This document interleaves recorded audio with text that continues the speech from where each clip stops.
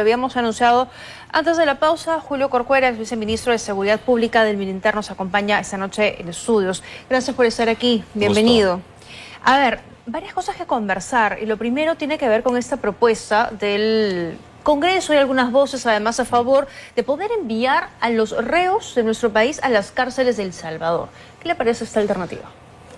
En los términos políticos hay muchas variables que pueden proponerse, sin embargo hay ciertos contextos que son importantes. En principio no hay un marco jurídico para hacerlo. Un elemento importante es que eso no depende solo de la decisión política peruana, implica también que El Salvador manifiesta abiertamente y concretamente se materialice esto en blanco y negro en convenios, acuerdos, tratados que permitan hacerlo. Eso desde la perspectiva estructural e institucional, pero hay otras variables.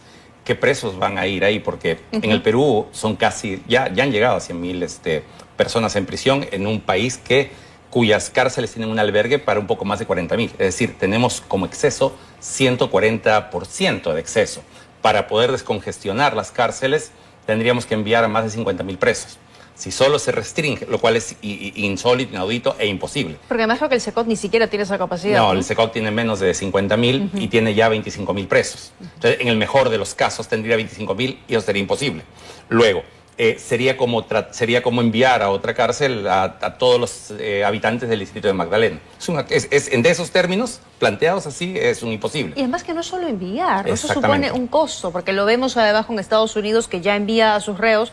Entiendo que es más o menos $20.000 anuales lo que paga por cada reo.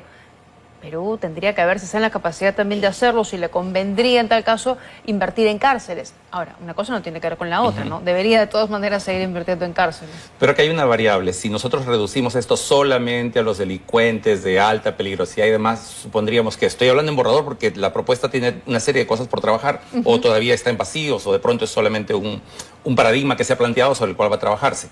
Implicaría que de alta peligrosidad, que todos los presos de Chayapalca sean trasladados para allá.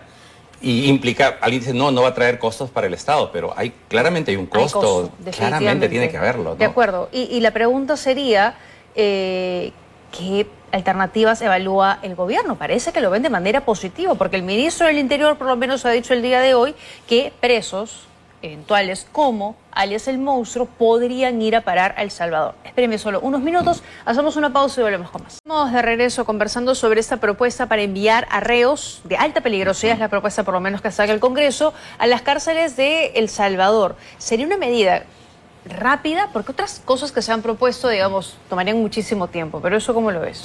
No existe en este momento un marco jurídico que permita operar una decisión de esta naturaleza. Como un acto declarativo y demás, naturalmente se puede proponer, se puede discutir. Los ministros además han sido cautos y sensatos a plantear que va a evaluarse. Sí. No han dicho qué va a hacerse ni han puesto un plazo perentorio para lo mismo. Naturalmente habría que pensar, no es que en Estados Unidos tomaron a estas personas y las subieron a un avión y las enviaron. Justificaron esto dentro de un marco legislativo que puede ser polémico o no, y que en este momento además ha sido cuestionado, o sea, se ha abierto la posibilidad por un juez federal para ser cuestionado. Pero algo tiene que hacerse, ¿no? Porque ya el TC alertaba hace 5 años que las cárceles están hacinadas. ¿Construyes más penales o comienzas a liberar a los reos de menor peligrosidad bajo otros regímenes? Ese plazo venció el mes pasado y no se hizo absolutamente nada. Sí, vea, Tatiana, en el tema de la seguridad en términos estructurales, en términos de crimen organizado, las cárceles tienen una función fundamental. Voy a darle algunos ejemplos. No se puede comprender el tren de Aragua si no se comprende la presencia de Tocorón en Venezuela, el penal de Tocorón.